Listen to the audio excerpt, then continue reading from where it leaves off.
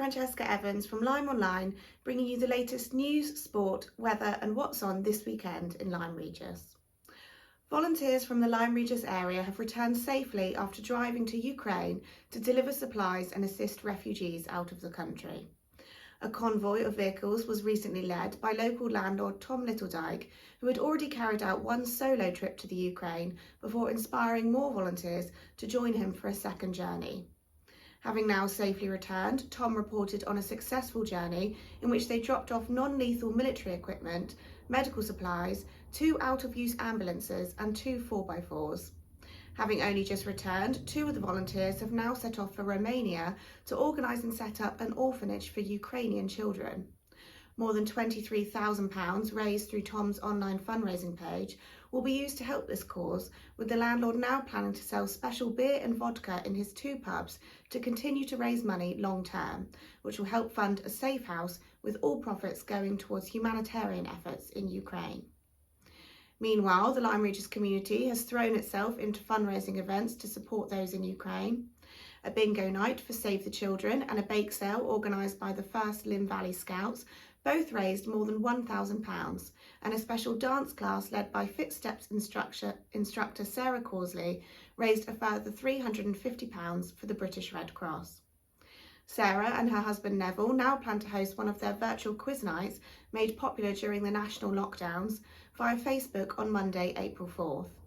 A family disco will be held at the Woodmead Halls from 6:30 p.m. on Saturday, April 2nd, and Swim on Marine Parade will host a fundraising evening on Saturday, April 9th. You can find live updates on how the Lyme Regis community is responding to the Ukraine crisis on the LymeOnline website.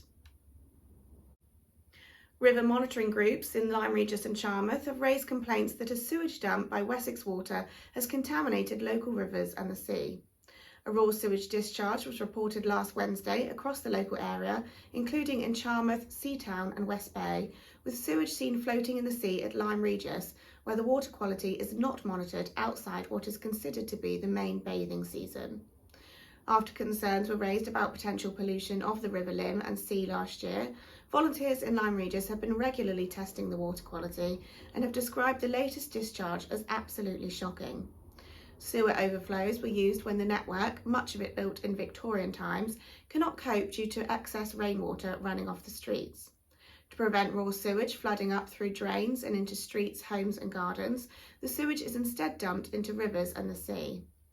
The River Lyme and Charmouth monitoring groups will be writing to Wessex Water to express their dismay and to find out what can be done to prevent future discharges. Wessex Water has said it is committed to eliminating the discharge of untreated sewage, starting with storm overflows that discharge most frequently and those that have any environmental impact. Charmouth has been fitted with a new free-to-use ATM as part of an initiative to provide greater access to cash in the community. It is one of the latest locations across the UK to benefit from the Community ATM Request Scheme run by Link, the UK's main cash machine network.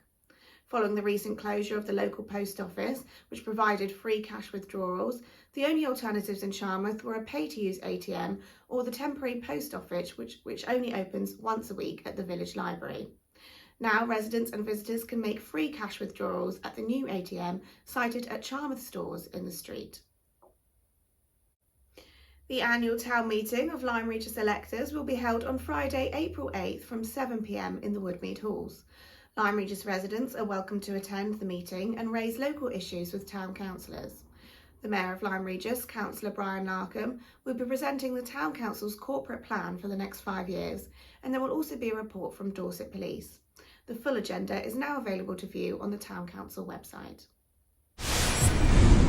And now for sport. The sun finally came out this week, drying the pitches that have been affected by recent rainstorms, and it looks as though there will be a full football programme this weekend for the first time in some weeks. Lyme Regis's notoriously wet ground was just about playable last week, but their Devon and Exeter League Premier opponents Kentisbeere could not raise a side and forfeited the points. Lyme reserves were also without a fixture last Saturday. Tomorrow, the Seasiders push for fourth place in the Premier Division with an away trip to Sidmouth Town seconds. The Vikings have only won 2 games all season, but have looked stronger in recent games, so it won't be a walkover. Lyme reserves will be back in action tomorrow after a 2-week break with a home game against Division 3 leaders Devon Yeoman. Result of the day last Saturday came from Uplyme's first team, who ended a 17-game run of wins for Division 6 leaders St Thomas with an absorbing 4-3 victory over the table toppers. 2 goals from Johnny Day and 1 each from Cody Bowditch and Daly Holmes sealed the points. The Swallows stay in 3rd place, but they are narrowing the gap with the sides above them, and promotion in their first season in Devon and Exeter football is very much within their grasp. Charmouth's quarter-final Tommy Tabbera Cup tie against Shepton Beecham was called off last weekend, and tomorrow they are at home to Thorncombe in the Jack Venn Cup. And congratulations to Lyme's old adversaries and fellow Premier opponents Beer Albion, who made history on Wednesday night when they got to their first County Cup final in the club's long history. There were great celebrations after their 3-2 victory in the semi-final over Exwick Villa, who play in the Devon League, one step above the Devon and Exeter Premier Division. In their final, they will meet another Devon League club, Alphington, in mid-May. Woodruff School student William Burchell has been chosen to represent England in an international cross-country race to be held at Pembury in Wales. William, who is currently in Year 8, recently competed for Dorset at the English Schools Cross-Country Championships in Kent and came 5th in his age group. Best of luck to Will as he heads to Wales this weekend. Guitarist John Smith, who has played with the likes of Tom Jones, will be entertaining at the Marine Theatre tonight, with doors opening at 7 p.m. On Saturday, local duo Guilty Pleasure will be playing at Lyme Regis Football Club from 8:30 p.m, and there will also be live music at the Nag's Head from 9 p.m. The Marine Theatre will host its monthly Sunday sessions on Sunday afternoon from 2:30 p.m, where musicians can turn up to play and entry is free. The recent spring weather is set to continue throughout the weekend. Sunshine and a fresh breeze is forecast today and on Saturday, with slightly more cloud cover expected on Sunday and high temperatures of 15 degrees. Thanks for watching LymeOnline's weekly news bulletins. You can stay up to date with the latest local news throughout the week on the LymeOnline website, or find us on social media for regular updates.